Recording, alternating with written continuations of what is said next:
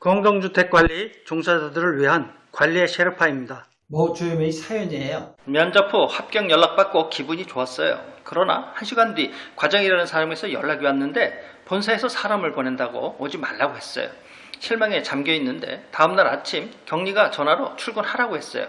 일단 출근하고 보니 뭔가 첫 단추를 잘못 끼운 것 같은 느낌을 받았어요.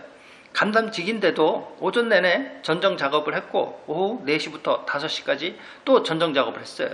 밤 10시 반까지는 세대 민원 공지 작업도 해야 했고요. 일이 힘들어도 한번 버텨보겠다고 다짐했어요.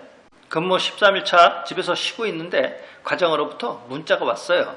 월급날 갚을 테니 50만 원을 빌려달라는 내용인데 답변을 안 했어요. 다음날 동료에게 물어보니 과장이 직원들에게 돈을 빌린다네요.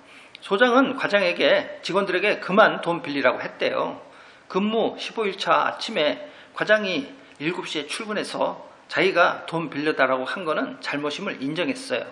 제 나이 42세고 아파트 경험은 2년 됐어요.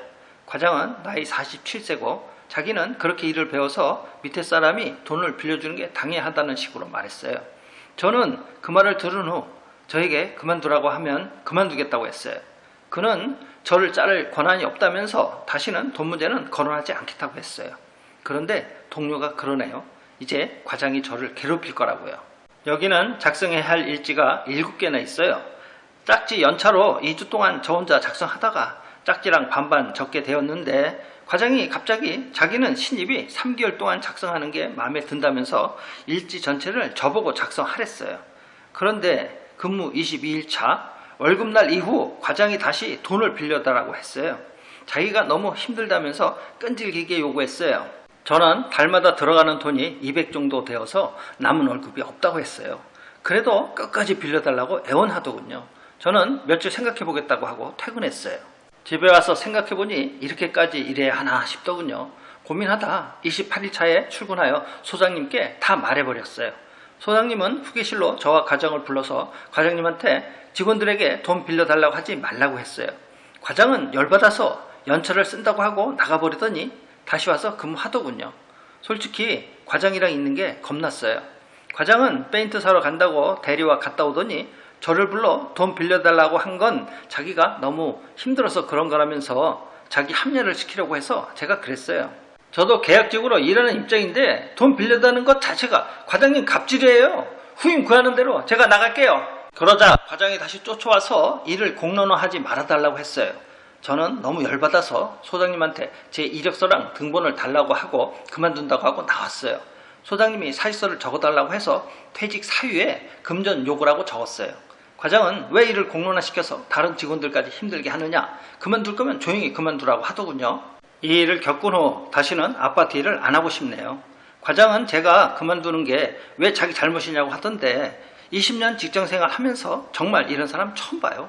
면전에 대놓고 왜 인성을 그리 사느냐고 말했지만 자기가 뭘 잘못하는지도 모르는 사람한테 더 이상 말하고 싶지 않지만 최소한 자기 때문에 피해를 보는 사람이 있다는 걸 알려주고 싶어요. 지금 간의 돈 거래는 위험해요. 돈 거래가 해피엔딩으로 끝나는 일이 거의 없으니 파탄으로 가는 지름길이에요. 국내 주요 기업체는 직장 내 사적인 금전 거래를 사실상 금지해요. 특히 국내 시중은행을 비롯한 은행권은 임직원끼리 직간접적으로 금전거래를 일절 금지하고 있어요. 금지 이유는 생산성과 연관되기 때문이에요. 채무 불이행이 일어나면 당사자 간 관계 악화로 협업에 차질이 생기니까요. 금전 거래가 정상적으로 이루어져도 문제예요. 이해관계가 얽힌 상대방이 내리는 의사결정이 합리적이라고 장담할 수 없거든요. 더구나 이런 금전거래가 악의적이라면 상황은 더욱 심각해져요. 금전거래 과정에서 조직의 이익은 뒷전이 되기 때문이에요. 액수가 많고 적음을 떠나 의도 자체가 지탄의 대상인 거예요. 특히 상사가 부하에게 돈을 빌리는 것은 절대 금지 대상이에요. 인사평가, 업무 분담 등의 의사결정이 수평적이 아니라 수직적으로 이루어지니 불공정 거래가 돼요. 빌리는 쪽에서는 부탁이지만 상대는 강요처럼 들릴 수 있어요. 그래서 금전거래 금지를 어기면 무조건 징계해야 해요. 회사의 이런 조처가 직원에 대한 부당한 대우로 보기는 어려워요. 노동위원회와 법원은 금전거래가 심하면 해고 사유에까지 해당한다고 인정하고 있어요. 흔한 일은 아닌데 이 과장 같은 사람이 관리소에 있으면 모두가 불안해요.